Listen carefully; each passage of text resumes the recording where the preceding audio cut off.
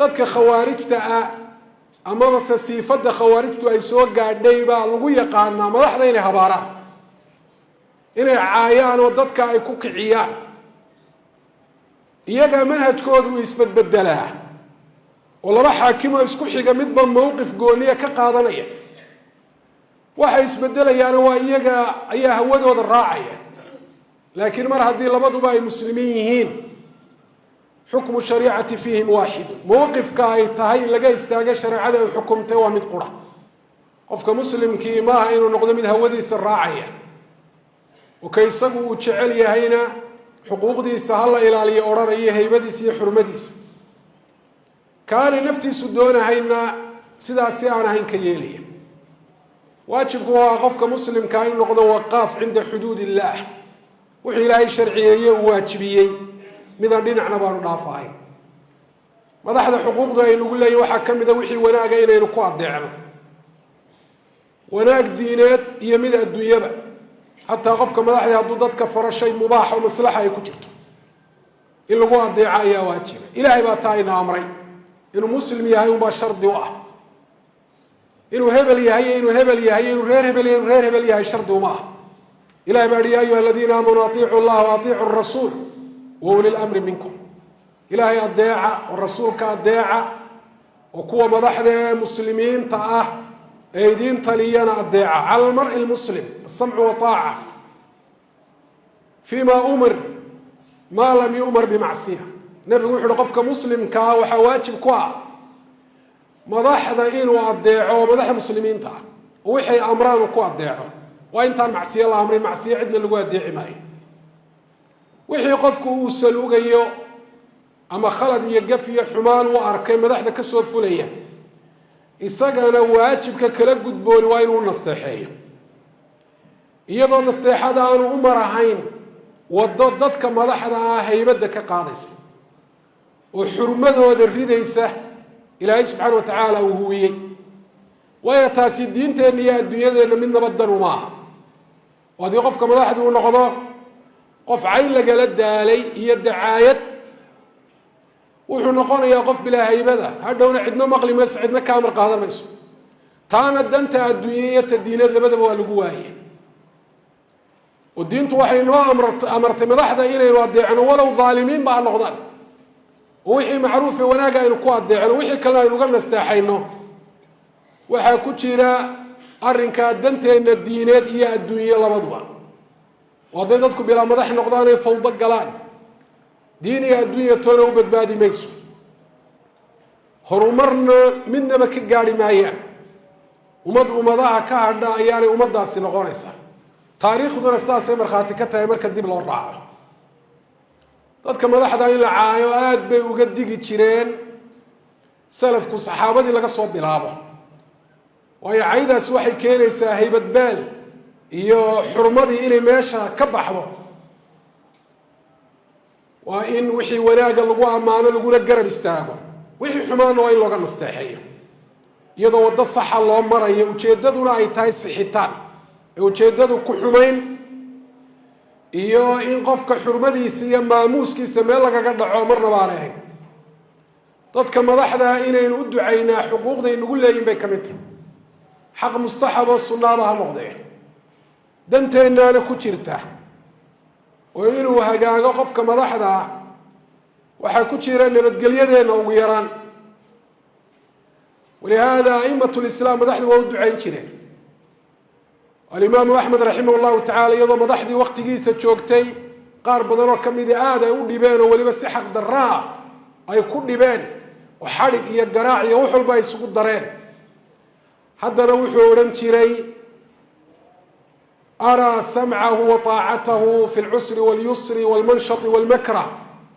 wa adcuu lahu biاsadaadi wاltawfiiqi wاlta'yiidi bاlleyli wاnnahaar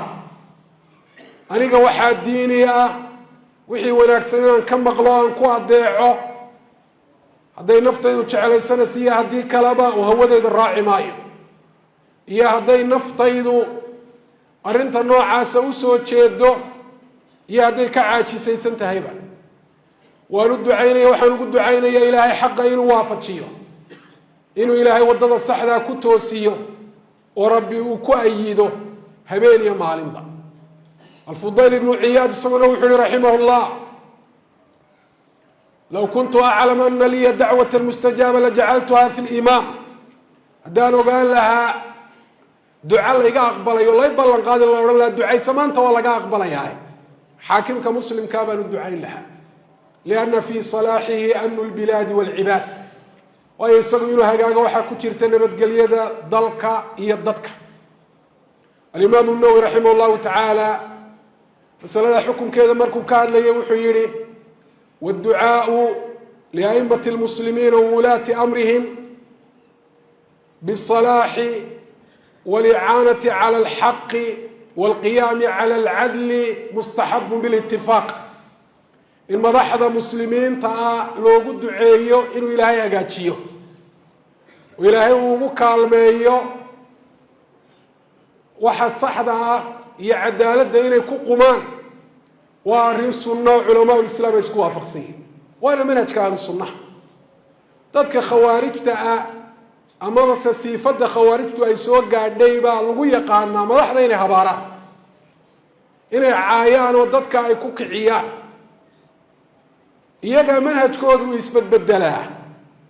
oo laba xaakimo isku xiga midba mowqif gooniya ka qaadanaya waxay isbedelayaan waa iyaga ayaa hawadooda raacaya laakiin mar haddii labaduba ay muslimiin yihiin xukmu shariicati fiihim waaxid mowqifka ay tahay laga istaaga shariicada ay xukumtay waa mid qura ahlu sunna calaamadooda waxaa ka mid a madaxda in loo duceeyo madaxda muslimiinta ah in la habaaraana calaamadaha ahlulbidaca ayay ka mid tahay siduu sheegay albarbahaariyu raximah allahu tacaala fi sharxi sunna قالنا أبي تعين لو دعيو والنبي مركي لقولي رير دوس ويدي ديني صو إسلامان رسولك عليه الصلاة والسلام وحيري اللهم اهدي دوسا وأتي بهم إلهي رير دوس صهنوني يقوى مسلمين أنا النوكين سيدي بعد عاد إلهي بدعي وأقبل وإسلامي وأتوا النبي صلى الله عليه وسلم مسلمين يقوى مسلمين أيان رسولك عليه الصلاة والسلام إيمان فكيف يكون الدعاء لولاة أمر المسلمين عيبا سيدابا مدحدا المسلمين تا إن لو دعيا عيب نقونس dadka مسلمين تا لوgu عيبيو هذا دين ومنهج صحيح سني سلفي يجب التزامه مع كل حاكم مسلم أين كان وفي أي زمن كان. أيها المسلمون عباد الله dadka hore wuxuu caayay caan ku ahaa arintaas waxa waajib ku ah in Ilaahay u toobad keenan seen hore u sheegay qaar cusubina yaanay bilaabin aydu waa xaraan ayda madaxda iyo culimada la caayano waa ka darantay ayda dadka kale la caayo way ayda culimada la caayo dadka diintooda ku fasaadaysa oo ina waxba laga qaadan oo laga dhageysan bay sabab noqonaysa ayda madaxda الدنيا دين فساد وإن الله ما قالوا إلا الداعين وأن الله كالمين هؤلاء ومضى وهيان أي صوابس رسولك نوح السباب المسلم فسوق وقتال وكفر ومضى أنت هذا كلو حواجب كوا عدة عيتما يسا أما ضدك اسكت رئيسا أما وحدة عايدين يسا أنت أي أرد جود فوقيان همدو دنا كون قادان وحضمت نبت قلبي جاي كقبتان إلى ميل وقصوا تشيستان ويوا منكر نبي يقولوا يحري مرة منكم منكرا فليغيروا بيده وقدام بين مدحوينها عصوب إلى الدورتي ويرد عيننا وفقه الله لكل خير وأعانه على كل خير وأصلح أمره وأصلح له بطانته ووفقه للعدل فيما يحكم ووفقه للحكم بكتابه وبسنة نبيه صلى الله عليه وسلم إلهي هو يالو لطليال في عن وناقة فرحمان تذكر خير كانوا كالمية ربي أكد يقوم مدتك كحكم إلهي كتاب كيسية سنة النبي إلهي أكي يلمد ومد وعدالة سماية إلهي هو كالمية هو شاية مسؤولية دا ومد وقاضي مدحوينها حلك وريتشين وين الدعيننا وحي إلهي وحي وقبتي الدين الدنيا وقبتي إلهي كابان وري جزاه الله خيرا وجعل الله ذلك في ميزان حسناته وبني آدم وحي وكخل دماء ما وكقابيين إلهي ونافه غفر الله له كل خطيئة وعفى عنه في كل تقصير إلهي ونافه ربي سبحانه وتعالى عافيه ومدنا وحواجب كؤا qofkii madax hore u ahaan jiray isaga laftiisana in la xurmeeyo la ixtiraamo umadeenu dhaqan bay u leedahay qofka in kasta oo la caayo taasoo khalada marka uu ka dego kursiga ayuunbaa qof fiican noqda marka uu dhintana qof fiican buu noqdaa labada midna sifo fiican ma qofku inta uu nool yahay talada uu hayay tahay wanaagga in lagu amaano lagu garab istaago laakiin taa lafteedu waa mid in saaran madaxweynihii hore ee geeriyooday isagana waynu ducaynayna allahuma اغfir lahu ya rab العaalamiin allahuma اغfir lahu واغسله بالماء والثلج والبرد ونقيه من الخطايا كما ينقى الثوب الأبيض من الدنس اللهم اعف عنه يا رب العالمين اللهم أبدله دارا خيرا من داره وأهلا خيرا من أهله